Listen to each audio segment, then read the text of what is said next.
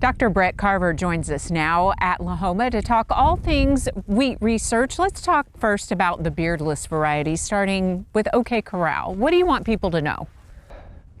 Well, this was recently released. This is our latest release out of the program, 2019 to be exact.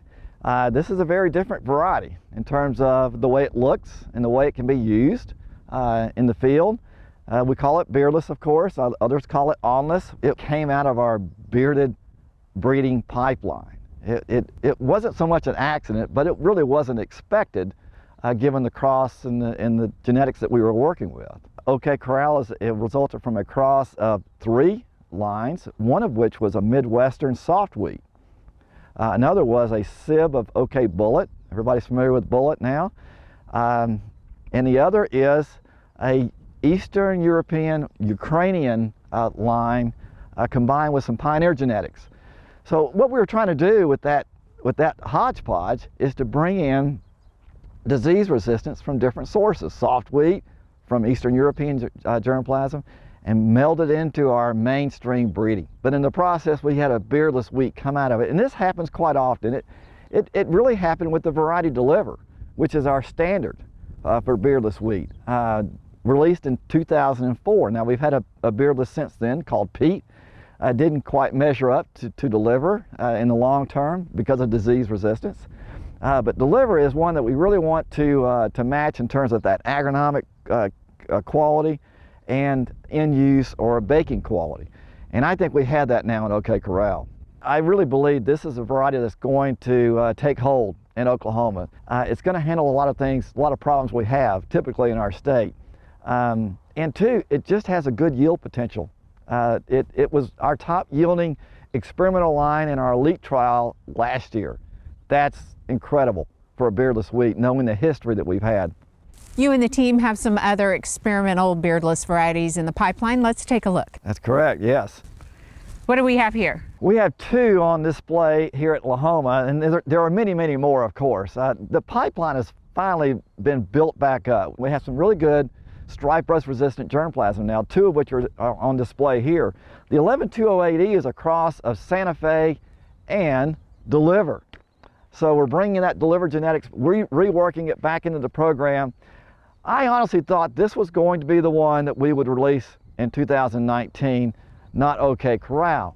But we had some problems with its uniformity.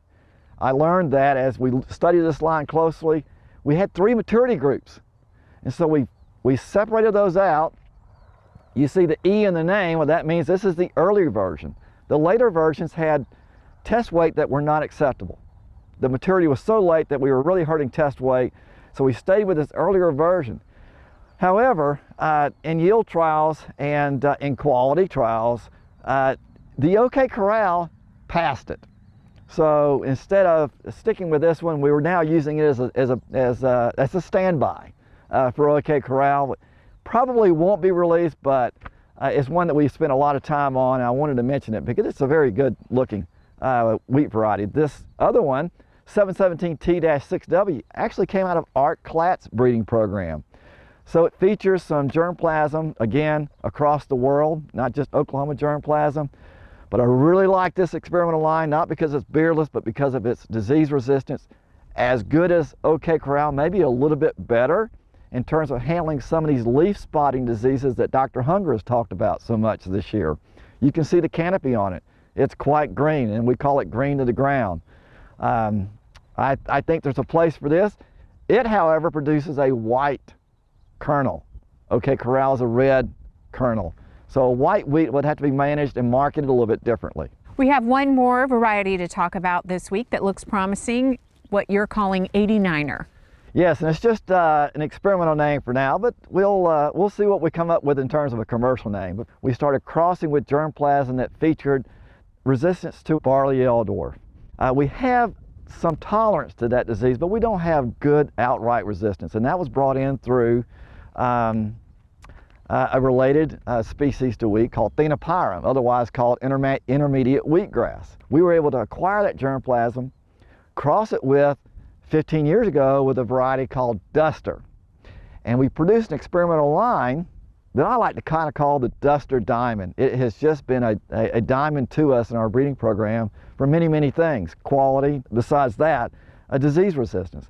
So it was with that Duster Diamond we crossed with Bentley to produce OK16D 101089, and I am just thrilled to see this barley yellow dwarf resistance come through. We saw it in the Duster Diamond, but we didn't quite have everything else lined up. But this one I think we do, and Bentley helped us out in that regard. This is a canopy that's quite healthy, and it will be healthy till the bitter end. The heads will start turning, and there should be green leaves still on this canopy. Great conversation. Thank you very much for sharing all of this, and we will continue talking again next week. Great. Thank you.